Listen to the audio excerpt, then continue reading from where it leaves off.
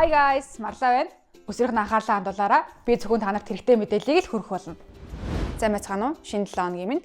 Энэ 7 хоног би өсвөрийнхаа хүүхдүүдэд бэлгийн замын халдвар төвчин болон үсээгүй жирэмстээс хэрхэн сэргийлэх талаар мэдээлэл хүргэнэ.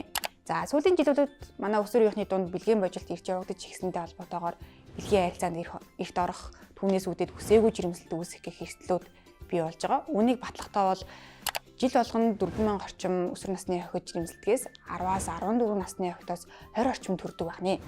Тийм учраас дараах арга замуудыг та бүхэндээ хүргэж байна. Нэгдүгээрт бэлгэвч хэрэглэх.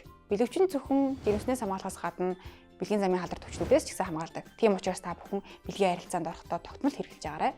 Хоёрдугаарт нэг үнэн хамтрагчтай байх. Энэ маш чухал. Нэгээс дээш бэлгийн хамтрагчтай байх юм бол дагаад үүсэх эрсдэл нь ч гэсэн маш өндөр болно. За 3 дугаарт согтууруулах хундаа болон мансуурлах бодисноос зайлсхийх. Эдгээр зүйлсийг хэрэглэсэн тохиолдолд хүн өөрийнхөө биеийг удирдах, зөв шийдвэр гаргах ухаанаа алддаг болохоор ямар нэгэн эрсдэлтэй үйлдэл, алдаа юм ч юм уу, буруу сонголт хийх магадлал маш өндөр байдаг болохоор аль болох зайлсхийх. Эсвэл хэрэглэсэн үедээ бэлгийн харилцаанд орохгүй байхыг шийдэх нь зөв шүү. За 4-дүгээрт тогтмол шинжилгээ өгөх.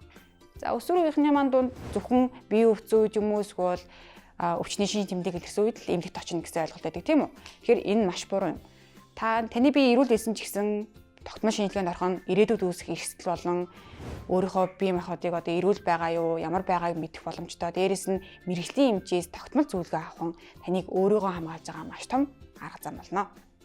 Эцэст нь чи бол өөрийнхөө эрүүл мэндийг хамгаалах цор ганц хүн. Тийм учраас зөв мэдээлэлтэй байж хариуцлага шийдвэр гаргацгаагаараа энэ 7 та бүхэнтэй хамт ирсэн Марлаа байлаа баяртай.